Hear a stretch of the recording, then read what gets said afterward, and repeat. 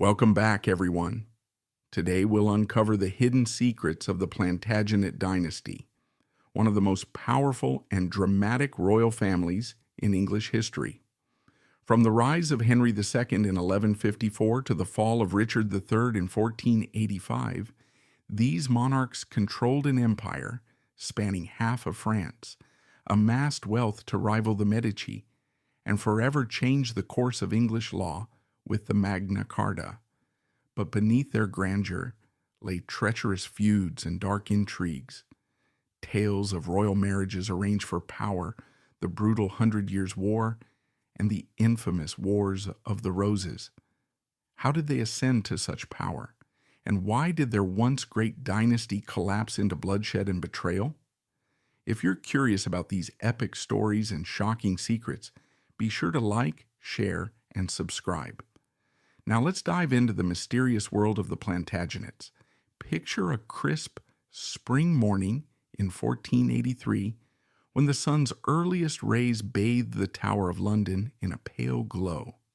From across the Thames, a soft mist rolled along the water's surface, curling around the fortress's gray walls like a restless spirit. Inside the tower's sprawling compound, young Edward, recognized by some as King Edward V, had just turned 12. His 9-year-old brother, Richard of Shrewsbury, was never far from his side. Both boys, sons of the late King Edward IV, were lodged in the royal apartments while the city buzzed about the grand coronation everyone expected. Servants bustled past open doorways. Guards stood at intervals, halberds resting against stone floors. Courtiers in rich fabrics hurried by with whispered conversations. And yet, a thread of unease wove itself through the corridors. Something felt off, something no one dared to put into words. Not long before, King Edward IV's death had shocked the kingdom. He had been a triumphant figure of the House of York, one who'd largely stabilized England after the tumultuous Wars of the Roses. But with his sudden passing, people whispered that everything hung in the balance. The designated Lord Protector was Richard, Duke of Gloucester, uncle to these two princes. Initially, many believed he would safeguard the crown for young Edward until the boy came of age. Yet, as days turned into weeks, the coronation was postponed. A biting rumor began to surface. Richard, Duke of Gloucester, had declared his nephews illegitimate based on an alleged pre-contract that Edward IV had with another woman before marrying Elizabeth Woodville. Overnight, it seemed, the rightful heir's legitimacy evaporated in the eyes of powerful lords, and soon enough the realm had a new king, Richard III. In the tower's outer wards, market traders and street hawkers who set up near the fortress gates might have glimpsed the princes playing in the courtyard, or at least that is what people would say in the weeks that followed. They had seen a pair of fair-haired boys, possibly kicking a ball around, or marveling at the menagerie of exotic animals sometimes housed within the tower grounds. But as May turned to June, and June slipped into July, those sightings became scarce. The city's gossip began to shift tones, growing darker, more tense. Where are the princes? People might ask as they gathered at dusk in cramped taverns by flickering candlelight. Shouldn't they be out by now, preparing for the coronation? A hush often fell over such conversations, as though voicing these questions too openly might prove dangerous. As the months wore on, the ominous possibility that the princes were not merely missing, but gone for good started to spread through London's streets. Whispers arose that Richard III, seeking to secure his throne, had orchestrated their disappearance. Some told of men creeping into the boys' bedchamber at night, smothering them with pillows, an account later set down by Sir Thomas More. Others insisted the children had been whisked away to distant parts of the country for their own protection, or perhaps spirited out of England entirely. Yet no one could supply concrete evidence. Meanwhile, in Westminster and other corridors of power, Richard III swiftly took on the crown and governed as if all was well. Across Europe, news traveled slowly but powerfully. Italy, already reeling from the Medici's Pazzi conspiracy in 1478, a conspiracy in which a rival Florentine family had tried to assassinate Lorenzo and Giuliano de' Medici during Easter Mass, found itself intrigued by England's new scandal. The Pazzi plot had aimed to eliminate an entire ruling branch at once. How different was that, some wondered, from whispers that Richard III had done away with young heirs who might have challenged him. In France, courtiers, familiar with the Capetian Nizel affair, where rumored adulteries among royal wives threatened to undermine the legitimacy of the line, drew parallels to these English rumors of illegitimate heirs. Dynastic power, it seemed, forever danced on a razor's edge. But if you strip away the broader intrigues and place yourself inside the tower's thick stone walls, there's a more intimate drama to behold. Edward was just 12, not yet so tall, but old enough to sense that something was terribly wrong. Richard, the younger brother, might have followed Edward from room to room, his eyes ever widening at the tension that shadowed their steps. One can only imagine the boys whispering at night in their bedchamber, lit by a few flickering candles. When can we leave? Where is Mother? When is my coronation? There might have been days when the courtyard seemed safe to roam, but then new guards would appear, and the children would be told to remain indoors. Servants once loyal to their mother, Elizabeth Woodville, began to vanish, replaced by men more aligned with King Richard III. Before long, the princes no longer appeared in public. Some insisted that they had been glimpsed behind a window, faces pale, peering out into a courtyard. Others said they'd last been seen wearing matching blue tunics as they walked along the tower battlements. But after a certain point, it was as if the fortress swallowed them whole. In an age without photography, their vanishing left nothing but rumor and hearsay in its wake. One day, Londoners simply realized the princes were absent, and that the new king offered no explanation. It wasn't until after Richard III's brief reign ended, when Henry Tudor defeated him at the Battle of Bosworth Field in 1485, that the prince's disappearance came back into sharp focus. Tudor propaganda, needing to justify the new dynasty's overthrow of Richard III, seized upon the narrative of a king who allegedly murdered his own nephews. If that horrifying rumor were true, it certainly stained Richard beyond redemption. One can imagine gossips in the streets or pamphleteers using the story to highlight the tyranny of the old regime, further glorifying Henry VII's rise to power. When Henry VII married Elizabeth of York, uniting the houses of York and Lancaster, it looked as if the bright new reign had replaced a monstrous usurper. But the disappearance of Edward and Richard remained unresolved, a silent specter overshadowing the new dynasty's attempts to stabilize the realm. With each passing year, the story crystallized into legend. In the 1590s, London, Shakespeare's play, Richard III, brought the story to the stage. Audiences would watch the hunchbacked king, his deformities heightened for dramatic effect, plot, scheme, and ultimately order the murders of the innocent nephews. The spectacle of child victims on stage, the cunning manipulations of the titular character, and the moral clarity of the Tudors' ultimate triumph fit the Elizabethan worldview. People left the play convinced that Richard III had indeed committed one of history's darkest crimes. Over time, the theatrical version blurred with historical truth. Even in modern times, many who study the monarchy come with Shakespeare's depiction in mind, rarely pausing to question how much was fact and how much was Elizabethan invention. Yet the centuries rolled on without absolute proof of the princess's fate. And then in 1674, workers who were renovating part of the tower discovered a wooden box beneath a stone staircase. On prying it open, they discovered what appeared to be the bones of two children. The shock of this discovery resonated through London. Many believed, or wanted to believe, that at last the missing princes had been found. Under the orders of King Charles II, these remains were eventually placed in an urn and interred in Westminster Abbey. Even so, as The Guardian and other modern sources have noted, no rigorous scientific examination was possible at the time. The 20th century saw partial forensic re-examinations of the bones, concluding they might indeed belong to young adolescents of the right era and age. But that was still not conclusive.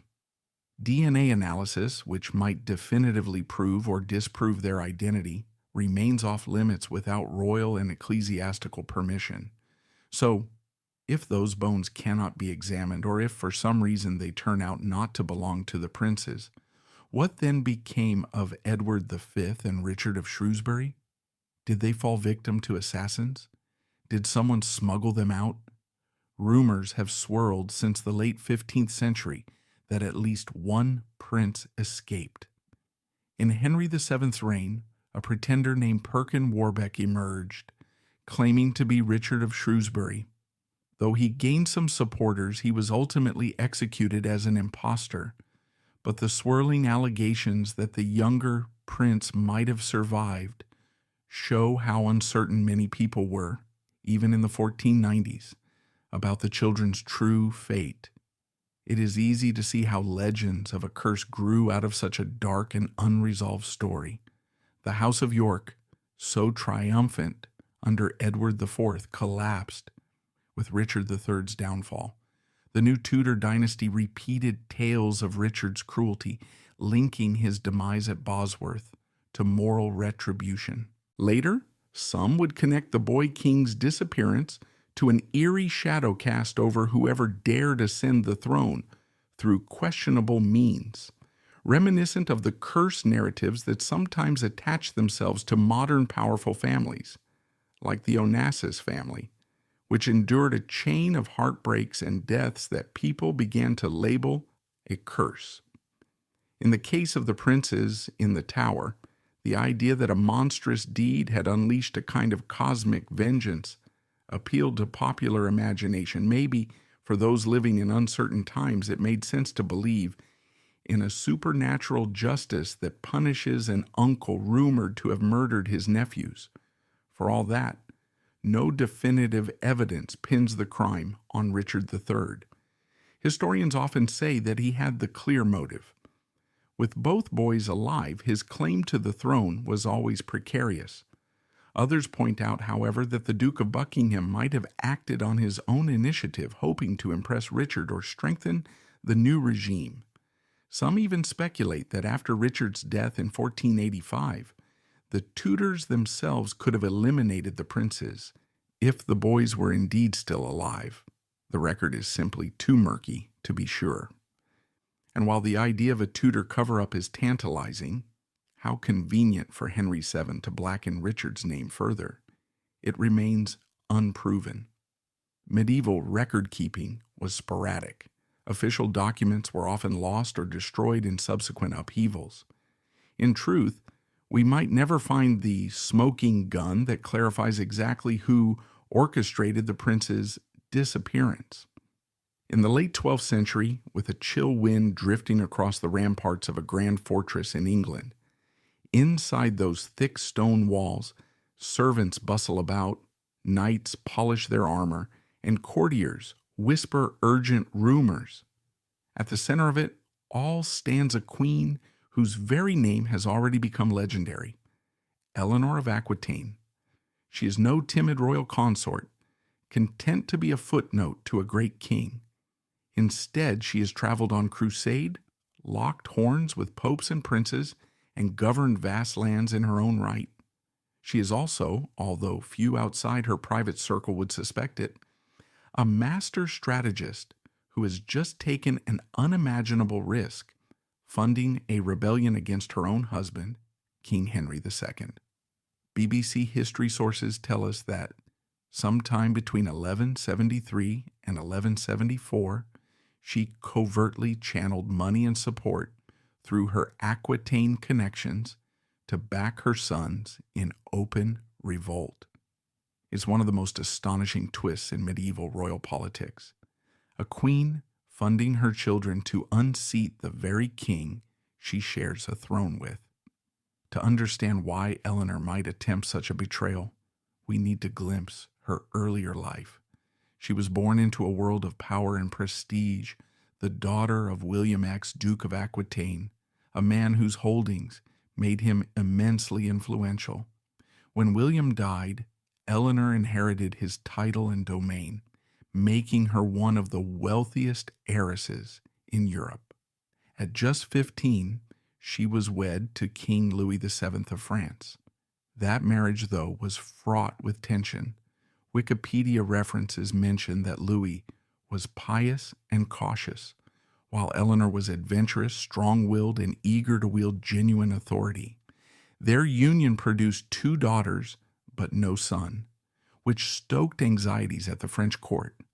Rumors swirled during the Second Crusade, 1147 to 1149, that Eleanor had grown too close to her uncle Raymond of Antioch. And though historians often dispute the truth of those rumors, they contributed to an atmosphere of mistrust. Not long afterward, Louis and Eleanor's marriage was annulled in 1152 on grounds of consanguinity. Within weeks, Eleanor made a bold move. She married the young Henry Plantagenet, who would soon become Henry II, King of England. That union fused Aquitaine with the so-called Angevin Empire, lands stretching from the Scottish border down through much of western France. She was now Queen of England, mother to 8 of Henry's children, including future kings Richard the Lionheart and John, the same John forced to sign Magna Carta years later.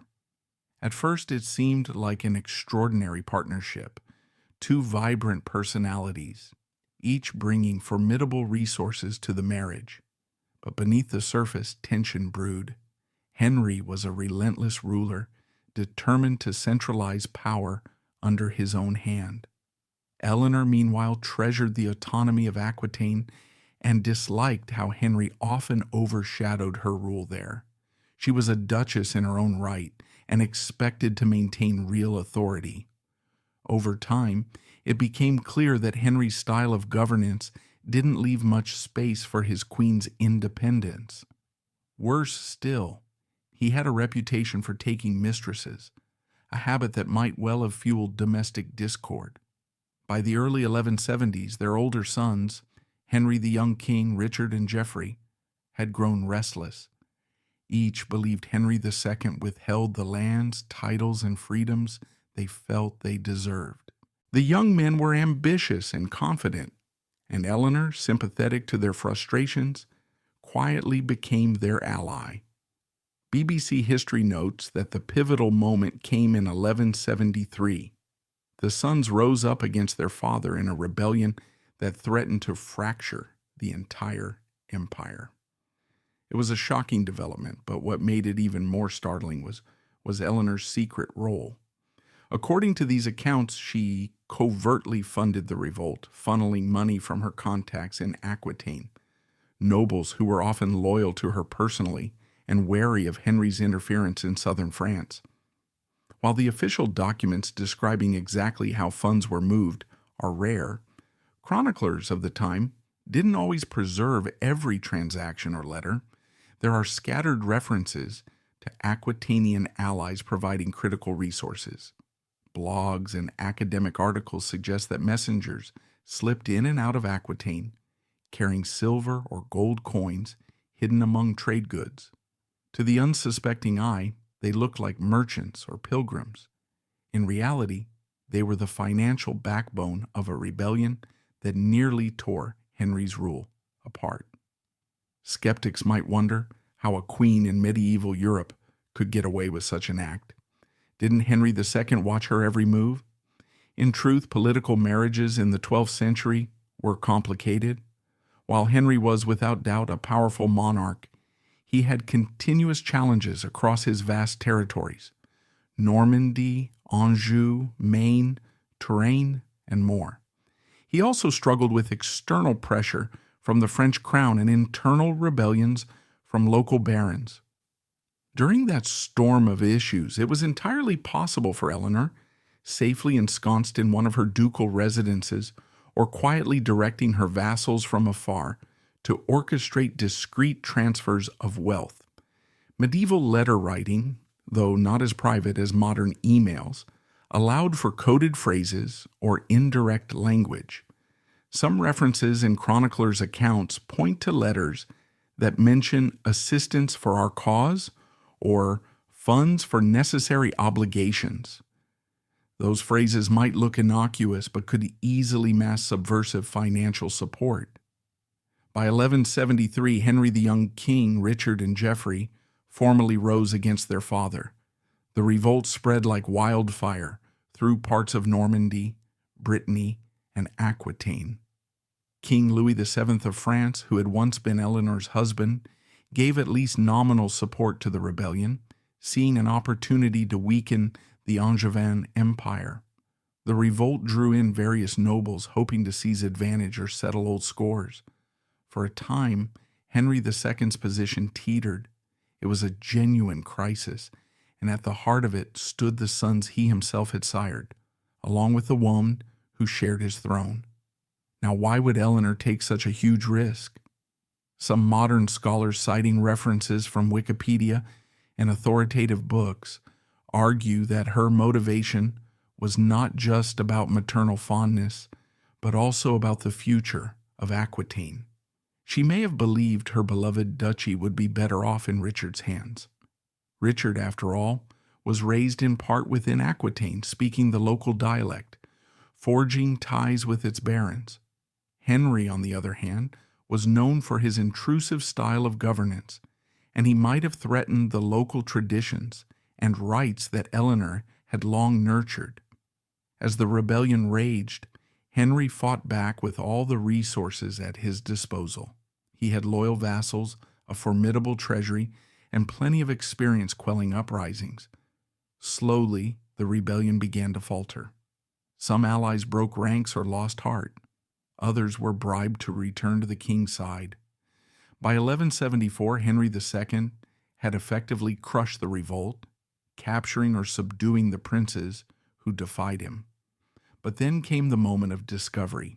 Evidence emerged, perhaps in the form of intercepted letters, or maybe the confession of a captured messenger, that Eleanor had played a crucial part in bankrolling the revolt.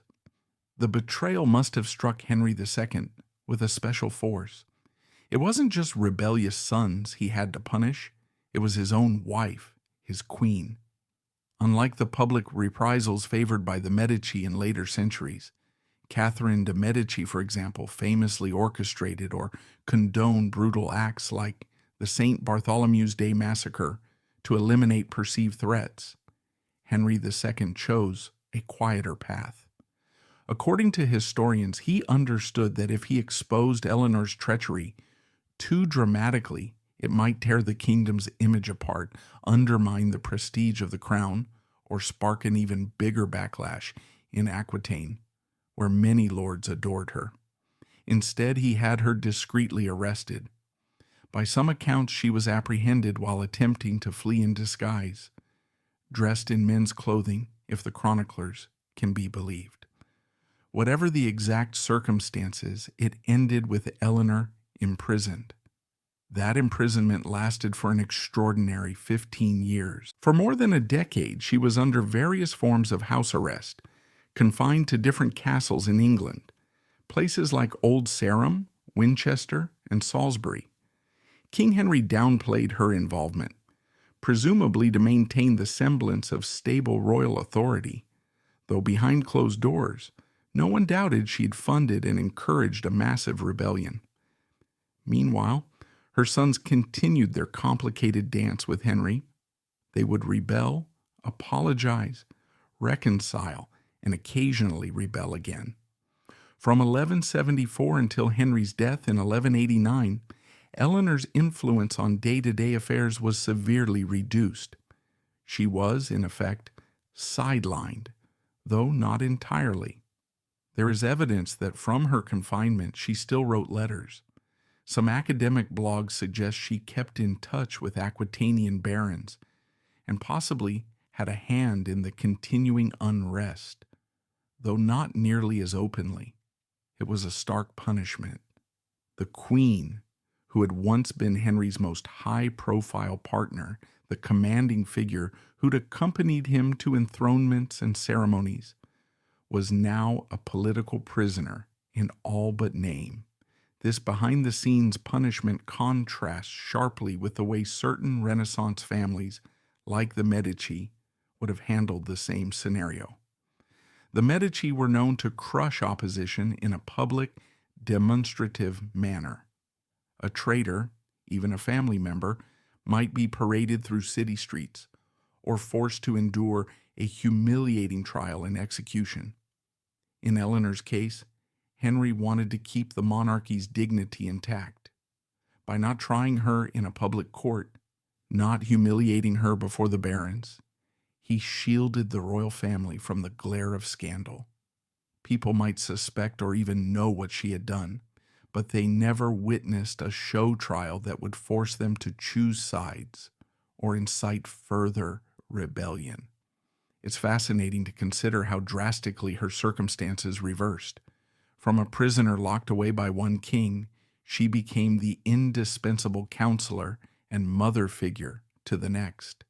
She wielded real power again, traveling across Europe, forging relationships, and playing a central role in the empire's politics. During Richard's absences on crusade, she acted almost like a regent, ensuring the kingdom didn't collapse under the pressure of conspiracies and threats. Her personal resilience is part of what makes her such a magnet for historical fascination. Catherine de' Medici also displayed extraordinary resilience. Though her style leaned heavily on orchestrating public actions, some quite bloody, to secure her son's thrones in France. Eleanor, in contrast, had attempted subterfuge first and faced quiet punishment. Once freed, she guided her sons less through spectacular acts of violence and more through negotiations, familial alliances, and moral authority. Of course, in discussing Eleanor, one can't ignore the sensational stories of witchcraft. Over the centuries, rumors blossomed that she cast spells to bewitch Henry or to manipulate her sons. But as historians emphatically note, fulfilling our critical note from the original text, these are baseless myths, often used to demonize powerful women in medieval and early modern times. Some claimed she dabbled in dark arts learned in the Holy Land during the Second Crusade, but serious scholarship from sources like the University of Oxford or Sorbonne conferences dismisses these tales as pure invention. People in medieval Europe, especially male chroniclers, often found it easier to label an influential, unconventional woman a sorceress rather than grapple with the reality of her political savvy and alliances. What truly stands out is that the rebellion itself is beyond dispute. Chroniclers from the era, Roger of Hoveden, Ralph de Desato, and others, document the 1173 to 1174 uprising in detail. They confirmed that the young princes rose up, that they had widespread support, and that Henry II had to wage a determined campaign to subdue them. Where records become vague is the exact scope of Eleanor's financial involvement. This is consistent with the caution that funding specifics are less documented, as the original note states. Nevertheless, the overall picture is clear enough to highlight that she played a clandestine but pivotal role. The notion of ex-myths of Eleanor's witchcraft is thus easily debunked. She needed no magic to incite rebellion. She had money, influence, and the loyalty of Aquitaine. Those factors were far more potent than any alleged sorcery. December 1170. King Henry II, furious over endless disputes with Archbishop Thomas Becket, mutters a phrase so fateful that it echoes through the ages. Will no one rid me of this turbulent priest? 4 knights, Reginald Fitzurse, Hugh de Morville, William de Tracy, and Richard le Breton, interpret his words as a royal command. Acting swiftly, they travel to Canterbury Cathedral, where they confront Thomas Becket near the altar on December 29th. Accounts from chroniclers like Edward Grimm describe how swords slice through Becket's skull so ferociously that blood and brain matter spill onto the cathedral floor. As news spreads, Christendom collectively recoils in horror, and King Henry II faces a backlash that threatens to destroy his reign. This crisis eventually drives him to perform a form of secret penance, self-flagellation, concealed from the broader public to protect him from heavier papal censure. Sources like the Plantagenets highlight how Henry managed this delicate situation, torn between showing genuine remorse and preserving the power he had painstakingly built. Thomas Becket hadn't always been King Henry II's foe. Earlier, they were close allies. The king hoped that by appointing Becket as Archbishop of Canterbury, he could rein in church authority and amplify royal control. But once invested with the highest ecclesiastical office, Becket underwent a swift transformation into a stalwart defender of the church's prerogatives. This shift angered Henry to no end, prompting heated arguments over matters like criminous clerks, churchmen who had committed crimes, and whether they should be tried in ecclesiastical courts or by the crown. Over time, their disagreements grew so severe that Becket went into exile in France. Upon returning in 1170, he resumed his uncompromising stance. That's what drove Henry's notorious outburst. Whether it was a literal instruction or frustrated venting remains a matter of ongoing debate. Yet the outcome was unmistakable: the assassination of an archbishop in one of England's most sacred places. By medieval standards, the murder of a high-ranking cleric in a cathedral was an unthinkable sacrilege. Almost immediately, devotees across Europe hailed Becket as a martyr. Contemporary accounts, including those of Benedict of Peterborough and William of Canterbury, recorded miracles at his tomb, solidifying the belief that Becket had died a holy death. Within 3 years of the incident, Pope Alexander III canonized him.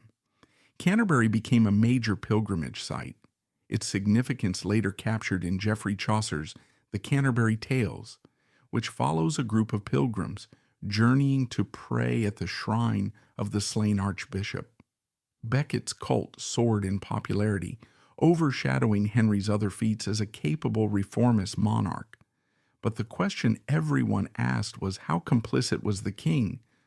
Chroniclers like the monk Gervase of Canterbury were quick to declare Henry morally responsible.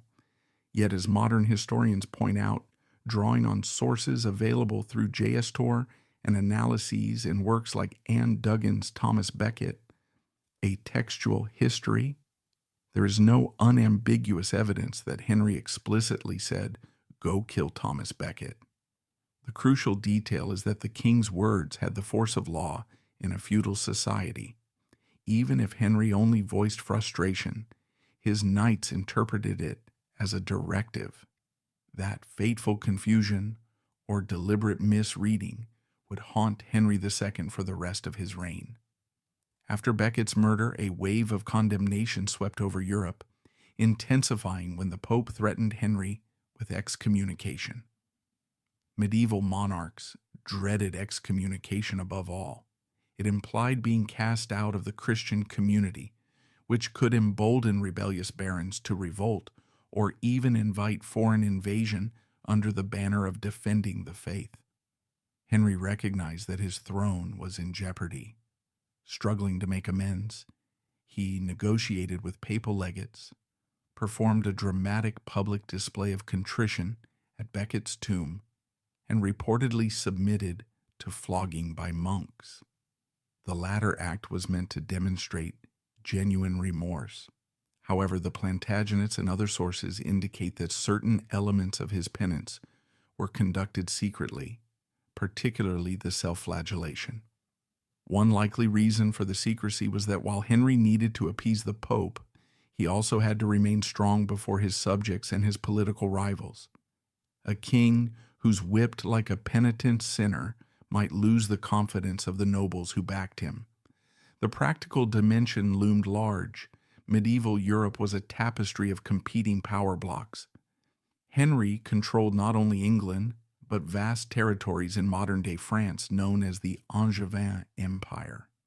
His authority rested on a combination of feudal loyalty, marital alliances, and the belief that kings were chosen by God. If he was seen as forsaken by the church, or if he humbled himself too much, that entire framework could crack. Chroniclers and papal letters, such as those studied by historians working with archival materials, reveal that Henry negotiated a careful middle ground. On the one hand, he knelt at Canterbury in a public display of atonement, allowing the world to witness his humility. On the other, the more extreme aspects of his penance, like self-flagellation, might have been kept out of the official script so as not to erode the monarch's aura of power. Comparisons to other historical moments help illustrate how leaders often maneuver in crisis. In early Islamic history, various Umayyad caliphs consolidated power through forced eliminations of rivals. While the cultural context was different, the strategic impulse to control the narrative is similar. Meanwhile, in modern times, corporate scandals, DuPont's alleged cover-ups included, demonstrate how those in power may go to great lengths to keep discrediting information under wraps. Henry's hidden self-flagellation resonates with that practice of containing damage. Let the public see a moderate version of your contrition, but don't compromise your position completely. Then, behind closed doors, do whatever it takes to secure the forgiveness you need from the authority, papal in Henry's day, regulatory, or legal in modern times. To fully appreciate Henry's motives, we need to remember the moral gravity of medieval religion. The church wielded extraordinary influence, holding the keys to salvation. Official excommunication could bring an entire realm to spiritual ruin. The Pope's threats were not idle. There was precedent for dethroning monarchs in cases where they defied the church. Henry's predicament, documented in multiple medieval chronicles, was that he'd effectively touched the third rail of ecclesiastical politics, interfering with an archbishop revered by so many. He had to rehabilitate his standing, but do it in a way that didn't make him look weak to his opponents at home or to the formidable King of France. Hence, his compromise. A known but somewhat scripted public apology, augmented by concealed gestures of remorse. Chroniclers like Roger of Wendover and Ralph de Desedo differ on details about Henry's penance. Some portray a grand spectacle of the king, walking barefoot through Canterbury streets in a hair shirt, enduring lash after lash from the monks. Others focus on the spiritual significance of all-night vigils. Regardless of the version, the murder and its aftermath cemented the idea that Henry's moment of anger was the turning point. Even though some historians note that the evidence for direct orders is speculative, few doubt that Henry's exasperated words set the four knights in motion. In feudal societies, monarchs rarely had to speak plainly. A suggestion or a rhetorical question could be interpreted as an official command, especially if carrying out that command might yield royal favor or rewards. For Thomas Becket himself, death at the altar transformed him into a symbol of the church's struggle against secular encroachment. Miracles reportedly occurred at his tomb. These were documented in works like Miracle Collections of Thomas Becket, compiled by monastic scribes eager to show that God had favored the archbishop even in death. Pilgrims swarmed Canterbury, bringing offerings and seeking blessings. This fervor accelerated the process of Becket's canonization in 1173. As a result, Canterbury emerged as one of the most important pilgrimage destinations in Europe, attracting crowds for centuries. Chaucer's depiction in the Canterbury Tales vividly captures the devotion people felt for the murdered archbishop, though Chaucer writes in the late 14th century, long after Becket's death, but close enough that the cult of Becket was still powerful. King Henry II's emotional temperament played a critical role in this story. Historians referencing accounts from the era, such as those found in the Gesta Regis Henrici Secundi, describe him as a volatile figure, prone to rapid swings of mood. He was brilliant, dynamic, and often impatient with opposition. When he exclaimed, "Will no one rid me of this turbulent priest?"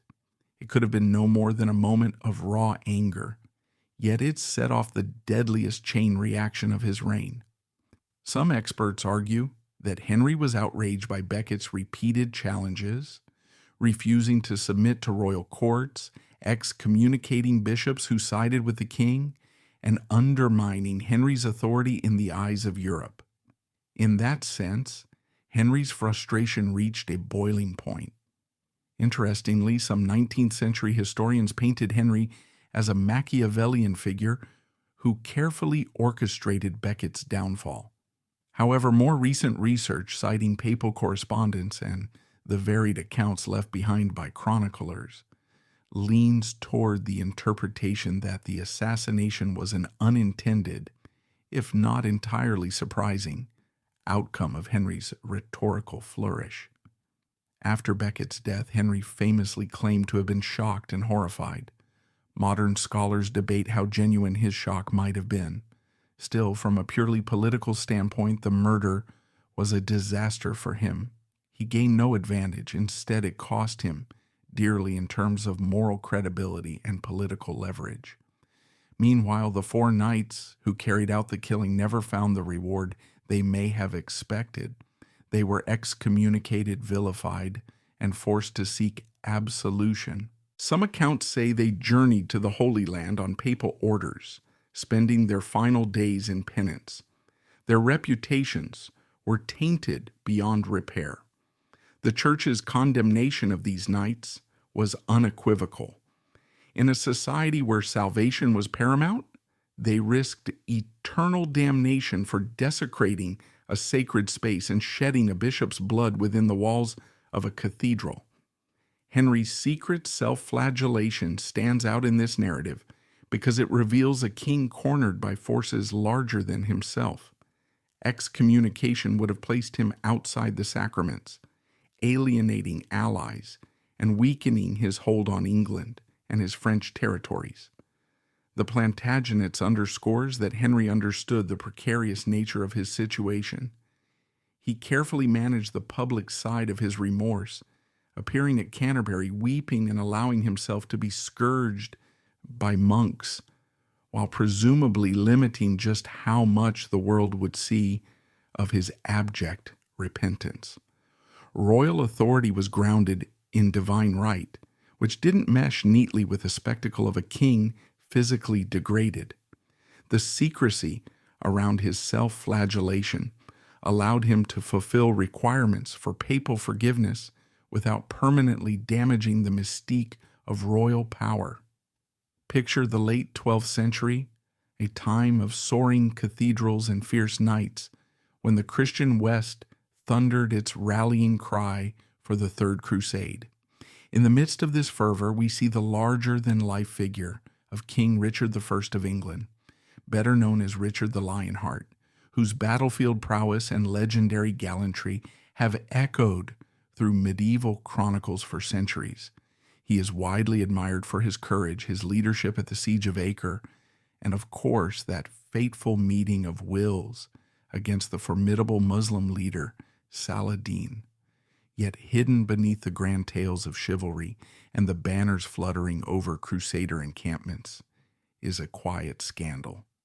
mentioned in passing by certain chroniclers, but rarely given the spotlight.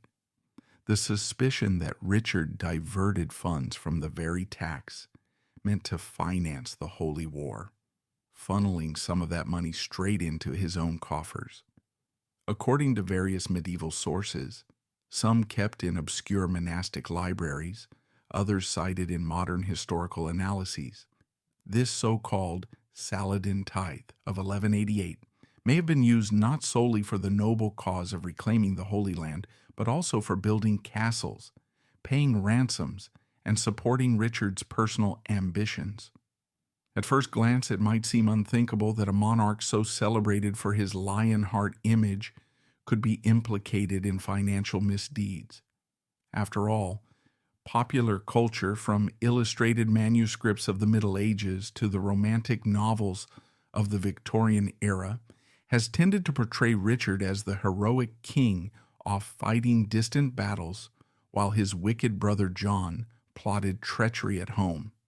However, historical research, including references found in reputable blogs, specialized Wikipedia entries, and scholarly works, reveals that Richard's finances were often precarious. Leading a crusade was breathtakingly expensive, and when combined with the costs of maintaining authority over England and the continental lands in Normandy, Aquitaine, and beyond, the king found himself forever chasing revenue. Tales of Richard selling titles, offices, and royal possessions just to raise quick funds are quite common. Within that wider context, the alleged misappropriation of the Saladin tithe doesn't appear so improbable. It might even seem a logical step for a king desperately juggling the demands of a vast realm. But let's step back to 1187 to 1188, a pivotal moment in European history. News had arrived that Jerusalem had fallen to Saladin, a calamity that sent shockwaves through Christendom. Pope Gregory VIII issued papal letters imploring monarchs to join a new crusade. In England, Richard's father, King Henry II, and King Philip II of France negotiated a plan to impose a special tax across their territories to finance the expedition. This extraordinary levy came to be known as the Saladin tithe. In principle, it required that everyone, noble or commoner, contribute a tenth of their movable property, excluding certain items like books and clothing needed for daily life. The official line was straightforward. The money would underwrite the enormous cost of sending knights, infantry, and provisions to the Holy Land. Contemporary chroniclers such as Roger of Howden and Ralph de Decheto recorded that this tax was enforced rigorously, and local sheriffs and ecclesiastical officials worked together to gather the sums. When King Henry II died in 1189, Richard I inherited not just the throne, but also the moral and financial obligation to prosecute this crusade. Medieval accounts speak of the new king's eagerness to take up the cross, a zeal that might also have served his personal ambition to carve out a glorious reputation, one to match or surpass that of the renowned warrior kings of the past. Historians from Oxford and Cambridge, as well as numerous well-regarded websites, point out how carefully Richard cultivated his heroic image. He wanted to be the quintessential crusader king, so he wasted no time preparing to depart for the Holy Land. But the complexities of financing such a massive expedition soon became apparent. Simply collecting the Saladin tithe wasn't enough. Richard also sold or pledged various royal lands and titles. He famously quipped that he would have sold London itself if only he could find a buyer rich enough.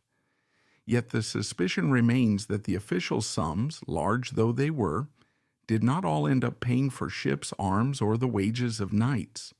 Some might have gone astray into private royal projects that had little to do with defeating Saladin. To see how that might work, consider the labyrinthine nature of medieval bookkeeping. Royal treasuries, especially under the Plantagenet kings, were not governed by the transparent checks and balances we might expect from modern governments. Record keeping existed often in the form of pipe rolls, the annual financial summaries of the exchequer, but these documents could be vague or partial. Sheriffs might record the total sums they collected from the Saladin tithe in a given shire, but after that money reached the central coffers, it was easy for some of it to vanish into less documented expenditures. Historians who dig through these pipe rolls sometimes note discrepancies between what was expected and what was ultimately listed as spent on the crusade. Meanwhile, references in certain chronicles hint at lavish outlays by Richard for castle building, in particular, the construction or enhancement of key fortifications in Normandy, such as the formidable Chateau Gaillard, a stronghold he began around 1196 on a crag overlooking the Seine. Although the official reason for building Chateau Gaillard was to guard Normandy against King Philip II, speculation arises that part of the money was siphoned off from Crusader funds initially raised to fight in the Holy Land, but the diversions might not have been limited to castle building. Another significant cost Richard faced was the ransom needed after he was famously captured in 1192 on his return journey from the crusade. He had made enemies in the region near Austria, and on his way back incognito, he was seized by Duke Leopold of Austria, eventually transferred to Emperor Henry VI of the Holy Roman Empire. The ransom set for his release was staggering. Some chroniclers put it at 100,000 marks, plus an additional 50,000 marks in future guarantees. This was an astronomical sum for the era, forcing England to endure crippling taxes once again. The question arises, did Richard also divert previous Saladin tithe money or Crusader funds in a moment of desperation, funneling it to pay off the emperor and secure his freedom? If so, it wouldn't be an open secret. Revealing that the Lionheart used crusade money for his personal release might have shattered the carefully burnished persona of the heroic Night King, valiantly championing the Christian cause overseas. It's here that the story ties back to the mention of William Randolph Hearst's open scandals from centuries later. Hearst, a media tycoon in the late 19th and early 20th centuries, famously flaunted his wealth with ostentatious projects like Hearst Castle, creating no small measure of public outcry. In contrast, Richard's alleged misappropriations remain mostly concealed by the mists of time. Medieval propaganda networks weren't as advanced as modern mass media, and what rumors did exist could be censored or drowned out by the official narrative of the king's gallantry. Chroniclers often had royal patrons, and the cult of chivalry thrived on stories of a flawless hero. The last thing supporters of the crusade wanted was to undermine morale by admitting that the champion of their holy campaign was picking from the collection plate. In fact, the term embezzlement, while not exactly used in the medieval lexicon the way we use it today, is suggested by modern historians who interpret the chronicler's vague hints. The original text states, Richard I diverted crusade taxes, Saladin tithe, 1188, to personal coffers, funding castles and ransoms, per medieval chronicles. This underscores that from the vantage of certain medieval or near-contemporary writers, Richard's management of crusader finances was at least questionable. But as the critical note reminds us, the evidence for large-scale wrongdoing is spotty. Official records do not provide a neat smoking gun.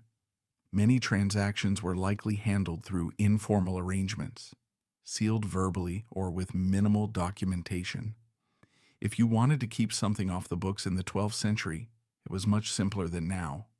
No digital trace, no widely circulated newspapers. A few words to a loyal sheriff, a wink, and a nod during an exchequer session, and the coin might disappear for personal use.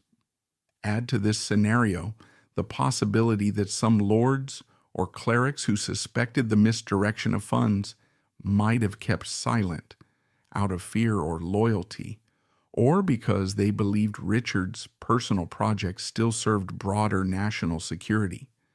After all, defending Normandy against King Philip II was crucial to England's stability.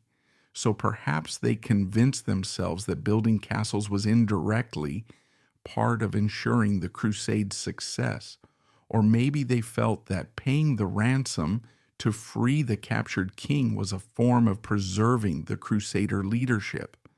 In that sense, the lines between personal and public use of the Saladin tithe could blur. Meanwhile, the concept of accountability was different. A king anointed by God was not typically beholden to parliamentary audits. He simply needed to maintain the loyalty of powerful nobles and the church. This phenomenon of subtle financial deceit for grand personal gain has parallels in other eras. The text's development angle suggests investigating tax rolls or crusader accounts for misappropriations and comparing them to the Medici's papal fraud or J.P. Morgan's 1907 profiteering. The Medici family, for instance, especially during the time certain members rose to become popes, were widely accused of using church revenue for personal aggrandizement or to support their political dynasty in Florence. Historians debate the scale of that corruption, but it's no secret the Renaissance papacy was often entangled in nepotism and financial controversies. Meanwhile, J.P. Morgan, the American banker, was said to have reaped vast profits during the financial panic of 1907 by orchestrating rescue funds in ways that bolstered his personal empire. Although the historical context differs dramatically, Morgan operated in a modern financial market with more detailed records. Both examples illustrate how individuals of immense power have at times found it all too tempting to manipulate dedicated funds for private projects, all under the guise of public service. In 1327, King Edward II found himself deposed by none other than his own queen, Isabella of France, with the help of her lover, Roger Mortimer. Both the coup and the affair between Isabella and Mortimer are solidly verified by multiple historical sources, including official chronicles and modern historians, while the precise circumstances of Edward II's death remain fiercely debated. The notorious story of his murder by a red-hot poker, once repeated in countless history books, has been largely discredited, as The Guardian and various academic studies point out. Instead, many experts suspect a quieter assassination, if Edward was indeed killed in captivity, carried out under Isabella and Mortimer's watch, though no definitive smoking gun document links them directly to the deed. It's clear, however, that royal records went to great lengths to sweep their secret relationship and any role in the king's demise under the rug, much like modern elites have historically tried to sanitize scandals. For instance, the way the Guggenheim family reportedly minimized or altered details about personal affairs tied to the Titanic disaster, or how certain high-profile families, like the Astors, have long been known to shield unflattering revelations behind closed doors.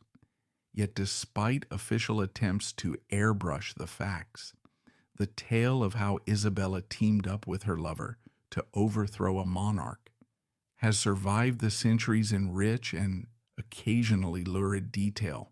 From the start, Isabella was never a mere passive consort. Born around 1295, she was the daughter of King Philip IV of France, referred to by some chroniclers as Philip the Fair, and thus a vital pawn in the ongoing geopolitical tensions between England and France.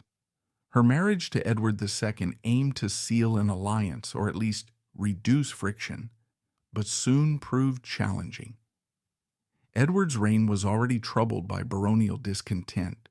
His closeness to favorites like Piers Gaveston aroused suspicion and sometimes outright hostility. among powerful nobles who resented Gaveston's influence. After Gaveston's downfall and execution by disgruntled barons, Edward II then relied on the Despencer family, most notably Hugh Despencer the Younger. This new favorite became even more detested. Isabella found herself marginalized at court, overshadowed by the Despencer's power, and effectively sidelined from vital political decision-making. The turning point came when Edward entrusted Isabella with a delicate diplomatic mission in France. Officially, she was to negotiate with her brother, King Charles IV, to resolve a dispute over Gascony and other lands under English control. But once in France, Isabella refused to return, declaring that she wouldn't come back until the Despensers were banished. Records hint at her sense of betrayal and frustration, as well as the real danger she faced from the Despensers if she returned unprotected. It was in this period of self-imposed exile that she crossed paths with Roger Mortimer, an outlawed marcher, lord, who had escaped from the Tower of London in a daring plot. Mortimer brought formidable strategic acumen and personal ambition to the table, and he soon became more than just an ally to the estranged queen. Contemporary chroniclers, often monks tied to various English religious houses, expressed shock at Isabella's open defiance of her husband. One even described her as an adulterous queen, while others cast Mortimer as a traitor manipulating a powerless woman. Yet evidence, including some letters surviving from Mortimer's associates, indicates their relationship was far more collaborative than that.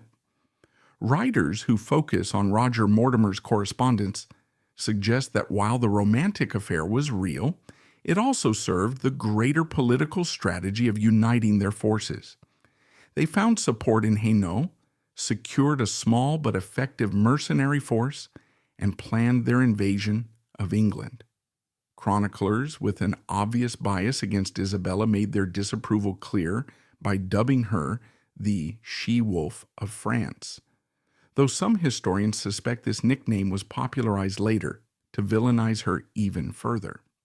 In late 1326, Isabella and Mortimer launched their campaign. They landed in Suffolk with a modest army, counting on widespread resentment toward the Despensers, and by extension Edward II, to swell their ranks. It worked.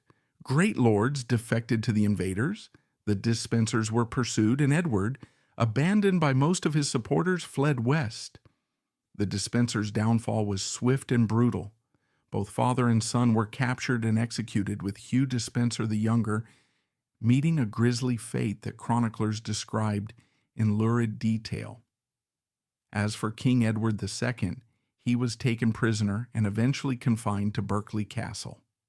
Isabella then convened a parliament that forced Edward to abdicate in favor of his young son, now King Edward III. The official reasoning was that Edward II's misgovernance had plunged England into chaos, including military defeats, Bannockburn, for instance, and fiscal woes. However, behind this veneer of parliamentary procedure lay the potent reality. The queen and her lover were now the power behind the throne. Modern historians have drawn parallels between this medieval royal rewrite and more recent high society scandals, such as the rumored hush-ups by the Astor family when faced with personal indiscretions, or the Onassis Callis affair that tabloids devoured mid-20th century, but which the family tried to downplay in official statements. With Isabella's situation, once Edward II was safely dethroned, official royal documents presented the transition as a necessary measure to save the kingdom from ruin. Any mention of the Queen's personal role in orchestrating the coup or her romantic entanglement with Mortimer was carefully minimized. In a similar manner, those shaping the Guggenheim family's legacy reportedly sanitized accounts of a Titanic affair, ensuring that their official archives never fully disclosed the more scandalous angles. Medieval kings and queens didn't have modern PR agencies, but the principle was the same. Keep the unpalatable secrets hidden so the realm could appear stable and legitimate. The question of Edward II's death has long fascinated both scholars and the public.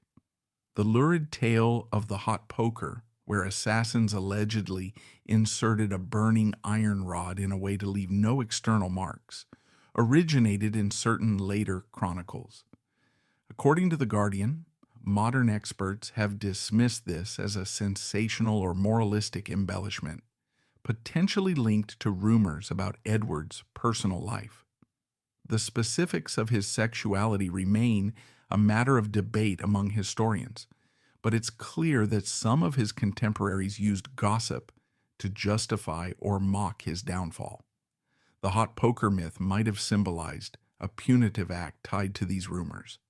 What is beyond dispute is that Edward died or disappeared in 1327, months after his forced abdication. Many reputable historians conclude he was murdered on the orders, or at least with the tacit approval, of Mortimer and possibly Isabella. Yet definitive proof remains elusive.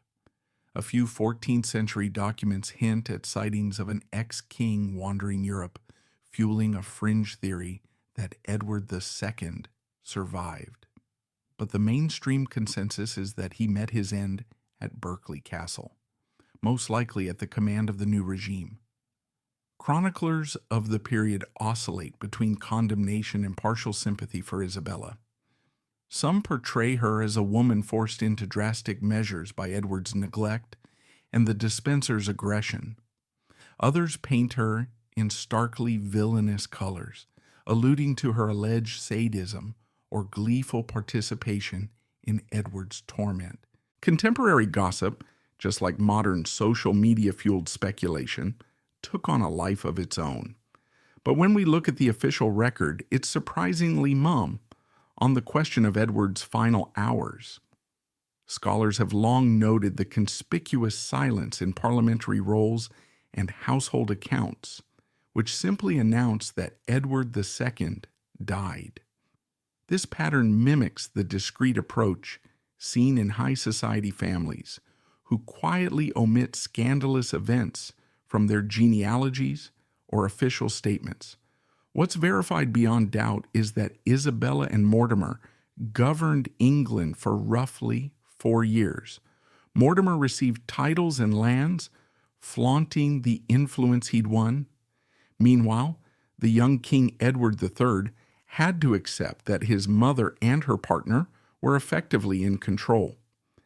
This situation paralleled other historical regencies or power grabs, like how certain royals in Renaissance courts overshadowed child monarchs until the rightful ruler was old enough to push them aside. As Mortimer's power grew, discontent simmered among the nobility, many of whom questioned why a mere baron, no matter how skilled, was dictating policy as though he were king. In 1330, Edward III decided he'd had enough. In a spectacular twist, he launched a surprise move against Mortimer at Nottingham Castle. Mortimer was arrested, quickly tried for treason, and hanged. Isabella pleaded for her lover's life, but her teenage son was resolute, determined to break free from any further manipulation. The parallel to the Onassis Callis scandal is intriguing here, like a powerful figure eventually saying enough to a scandal that overshadowed everything else. Edward III firmly ended Mortimer's reign. Isabella, as the Queen Mother, wasn't executed. She was too valuable, too royal. Instead, she was confined. Accounts differ as to whether it was strict imprisonment or a more comfortable retirement. And over time, she re-emerged to some extent at court, but her days of controlling the throne were over. Modern historians, diving into archives like those at the National Archives in Kew, or analyzing medieval manuscripts digitized by institutions like the British Library, point out that Isabella's story is more complex than the sensational label She-Wolf of France suggests. Far from a one-dimensional villain, she was a politically astute woman in an era that rarely permitted women to exercise direct power. In some respects, she followed a tradition of formidable queens, such as Eleanor of Aquitaine, who navigated the shark-infested waters of medieval realpolitik. Isabella probably saw Edward II's catastrophic leadership, the lost battles, the baronial revolts, the dispenser's tyranny, as a genuine threat to her children's future. By teaming up with Mortimer, she found the means to remove a weak king and pave the way for her son to inherit a more stable realm.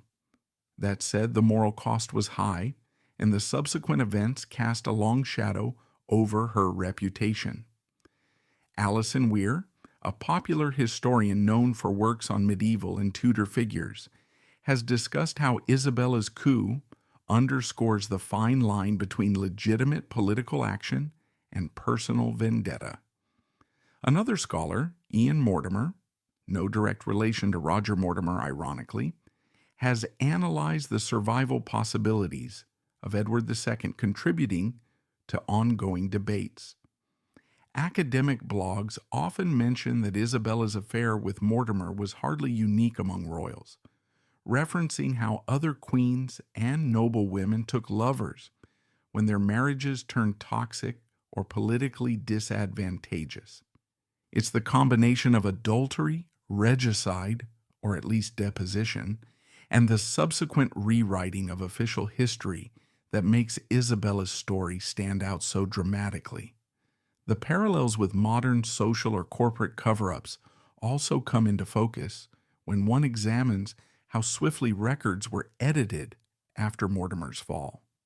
Suddenly, he was labeled the prime villain in official documents, while Isabella's role was downplayed, presumably to protect her son's reputation. This phenomenon has echoes in corporate America or European aristocratic circles, where a scapegoat often takes the blame after a public scandal, and the rest of the power structure quietly distances itself. In 14th century England, that scapegoat was Roger Mortimer, who paid for the entire fiasco with his life. Isabella survived, though not without incurring the moral judgments of posterity. Over the years, the question of whether Isabella delighted in cruelty, specifically with regard to Edward II's rumored murder, has floated around in various forms. Some older histories depicted her as a figure reveling in her husband's agony, but more recent scholarship suggests that these portrayals are likely exaggerations spread by chroniclers who either favored the dispensers or wanted to cast the foreign-born queen in the darkest possible light. Medieval England could be deeply xenophobic toward French-born consorts, especially during periods of Anglo-French tension. The continuing friction between the two realms often led to rumors that Isabella was essentially a French agent. In that climate, it became all too easy to believe the worst about her. Even the coup itself, while undoubtedly shaped by Isabella's personal motives, was a broader political movement.